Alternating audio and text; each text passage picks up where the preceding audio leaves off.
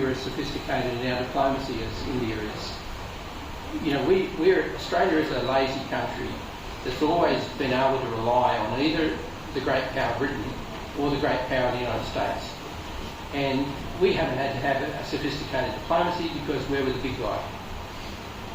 And we're big in the Pacific, and everybody should be grateful. And in the north, you're still developing, we don't have a problem. We will need to develop our own diplomatic skills, probably more so than nuclear power submarines, in dealing with this changed world.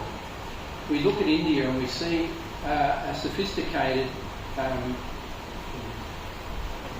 national interest-oriented diplomacy that somehow is not in BRI, but is in BRICS. Somehow is balancing China, but is also in the Shanghai Cooperation Organisation. And we would look to India and think that this is useful if we can have a relationship with India because you're at the table with China on a number of these things. You'll be able to influence BRICS significantly. My own view, and I'm still hoping that some of the students will tell me whether that comparison of India's soft power and diplomacy compared to China is going to win in a contest with China. My own view is that part of India's story, it seems to me as an outsider, I was sharing this with Truba on the way here, your history and your identity reflects how you deal with multiplicity, with difference. China's model is the state extinguishing everything and making everything one.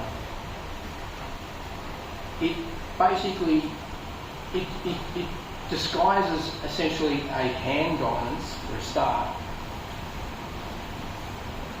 It is a combination of Confucian legalism with Leninism that insists on a very rigid state that suppresses all difference if you're in Xinjiang or if you're in Tibet or if you're in part of Mongolia and China, and certainly if you're impudent enough to be Taiwan and believe that Confucianism can coexist with democracy.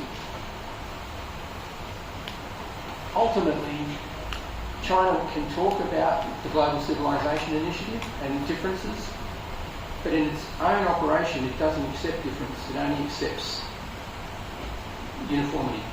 India has a story to tell about how over hundreds of years you can in fact have differences coexist, how you can draw on those.